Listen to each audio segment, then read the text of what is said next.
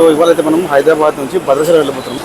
భద్రాచలంలో ఎక్కడికి వెళ్ళొచ్చు అన్ని కూడా ప్లేసెస్ మనం కవర్ చేద్దాం అనమాట ఈ ట్రిప్ లో. మనం ఈ వీకెండ్ అయితే ప్రస్తుతానికి అయితే ఎల్బీనగర్ లో ఉన్న ఎల్బీనగర్ నుంచి మన బస్సు స్టార్ట్ అయిపోతుంది అనమాట. ట్రైన్స్ కూడా ఉంటాయి, బట్ ఏంటంటే నాకు ట్రైన్స్ అవైలబుల్ లేకుండే, అందుకని ఏం చేసిన అంటే బస్ అయితే బుక్ చేసుకున్నా. ఒక 5 to 6 hours జర్నీ అయితే ఉంటుంది అనమాట ఇక్కడ నుంచి. సో టైం 12:30కి అయితే నాకు స్టార్ట్ అయిపోతుంది బస్సు. సో మార్నింగ్ అయితే అరౌండ్ 6:45 అయితే అట్లా రీచ్ అయిపోతాం మనం భద్రాచలంకి అయితే. సో ఆడికి వెళ్ళిన తర్వాత నేను ప్లాన్ చేసుకుంటాను అనమాట. ప్రస్తుతానికి అయితే రూమ్ అదేం బుక్ చేసుకోలేదు. భద్రాచలం టు పాపికొండలో ట్రిప్ ఎట్లా చేయాలి అదంతా కూడా మనం నెక్స్ట్ వీడియోస్లో తెలుసుకుందాం అనమాట. అంటే రాబోయే వీడియోస్ మాత్రం అది లైక్ చేయండి. అండ్ బస్ వచ్చేసి సాయిరాజ్ ట్రావెల్స్ అయితే బుక్ చేసుకున్నా. నాకు కాస్ట్ అయితే 600 పడుతుంది అరౌండ్. అయితే మన బస్ అయితే 12:05కి ఉందనమాట, కానీ 12:30కి వస్తుందని నాకైతే కాల్ చేసి చెప్పిండు అతను.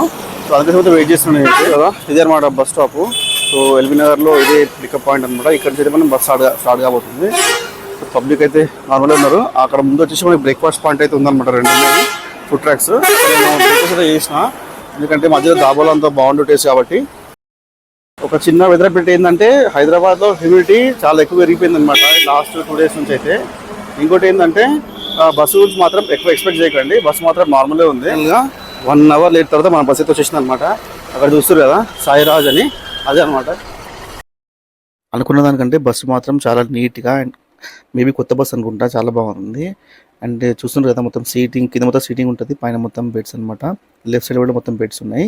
చాలా నీట్గా అయితే ఉంది బస్సు అయితే. సో చాలా వర్త్ ఇది. నాకైతే 700 కూడా పడలేదు, 700 లోపలనే పడుతుంది అనమాట చార్జెస్. సో చాలా చీప్ అండ్ బెస్ట్ బస్ అనమాట. బస్సు ఇది అనమాట, చూస్తారు కదా. బస్సు అయితే బాగానే ఉంది, కంఫర్టబుల్గా. సో నీట్గా అయితే ఉందన్నమాట, కొత్త బస్సు అనుకుంటా మేబీ. సో ఇదనమాట బస్సు సాయిరాజ్ 2+1 AC బస్ అనమాట. అయితే 3 అవుతుంది అనమాట. ఇప్పుడైతే 10 నిమిషాలు బ్రేక్ అయితే ఇచ్చింది ఇక్కడ. ఇదే బస్సులో మన డ్రైవర్ గారి క్యాబిన్ చూస్తారు కదా, తలతలాడిపోతుంది మొత్తం.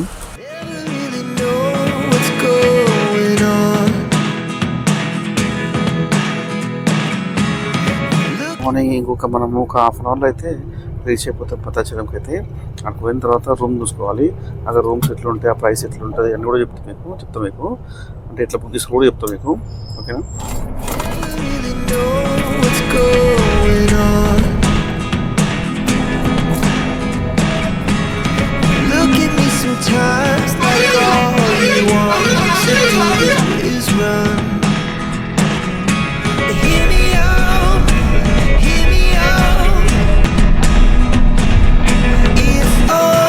మొత్తం అయితే మనం రీచ్ అయిపోయాం భద్రాచలం బస్ స్టాప్ దగ్గర. అయితే మనకి ఉండడానికి సింగిల్ పర్సన్కి డార్మెంటరీస్ అవైలబుల్ ఉంటాయి అనమాట. కాకపోతే ఏంటంటే ఒకవేళ ఫ్యామిలీస్ వస్తే కూడా రూమ్స్ అయితే అవైలబుల్ ఉంటాయి ఇక్కడ. 1000 పైన అయితే ఉంటుంది. బట్ మీకు టెంపుల్ దగ్గర కూడా రూమ్స్ అయితే అవైలబుల్ ఉంటాయి అనమాట. టెంపుల్ దగ్గర వెళ్తారో చూపిస్తాను మీకు. నేనైతే సింగిల్ బెడ్ డార్మెంటరీ తీసుకుంటున్నా, అది చాలా చీప్ పడింది నాకైతే, ఓకేనా. సింగిల్ పర్సన్ వస్తే మాత్రము చాలా చీప్, చెప్తాను మీకు, చూపిస్తాను మీకు మొత్తం కూడా, ఓకేనా.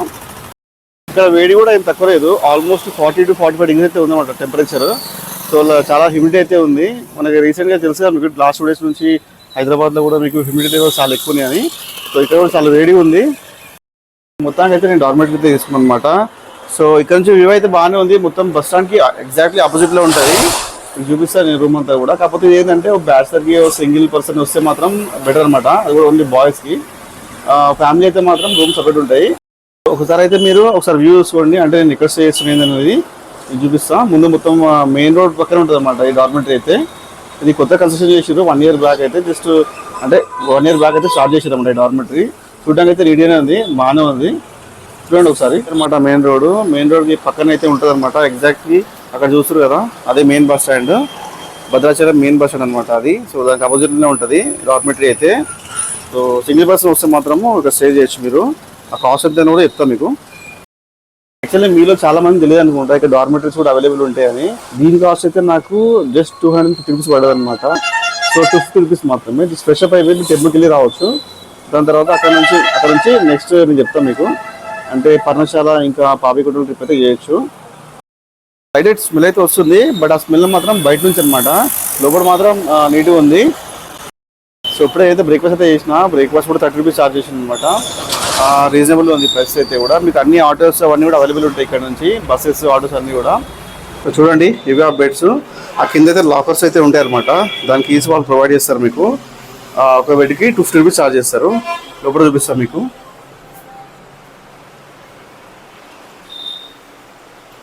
కదా ఇదనమాట. మొత్తం బెడ్స్. సో అక్కడ ముందైతే మీకు వాష్రూమ్స్ అయితే అవైలబుల్ ఉంటాయి. సో ఇది మొత్తానికి అయితే బయట వ్యూ. సో వాష్రూమ్ అయితే ఇట్లున్నాయి అనమాట. చూడండి వాష్రూమ్స్ అయితే. సో ఇది వాష్రూమ్ పరిస్థితి. వాష్రూమ్ కూడా బాగానే ఉంది. సో ఇట్లా మీకైతే 2 వాష్రూమ్స్ ఉన్నాయి. ఇక్కడ 2 ఉన్నాయి, ఇది ఒకటి అనమాట. మొత్తం 3 వాష్రూమ్స్ ఉన్నాయి ఇక్కడ. ఓకేనా. సో మీకు అటుపక్క అయితే గీజర్ కూడా ఉంటుంది అనమాట. గీజర్ హాట్ వాటర్ కాబట్టి హాట్ వాటర్ తీసుకోవచ్చు. కాబట్టి ఇప్పుడైతే అసలు హాట్ వాటర్ అవసరమే లేదు. చాలా బీభత్సంగా ఉందన్నమాట వేడి ఇక్కడ. కదా చాలా అఫోర్డబుల్ అనమాట. ఇక్కడ స్టే చేస్తే కనుక జస్ట్ ఏంటంటే ఫ్రెష్ అప్ అయ్యి టెంపుల్కి వెళ్ళిపోయి వస్తే బెటర్. మీకు ఒకవేళ ఏసీ కావాలంటే మీరు సింగిల్ బెడ్రూమ్ రూమ్ అయితే తీసుకోవాల్సి వస్తుంది, బయట వేరే లాడ్జ్లో కానీ హోటల్లో కానీ. ఇది డార్మెటరీస్లో మాత్రం నాన్ ఏసీ ఉంది. అంతే అనమాట. వీడియోలో నచ్చితే మాత్రం లైక్ చేయండి, షేర్ చేయండి, ఛానల్ సబ్స్క్రైబ్ చేసుకోండి.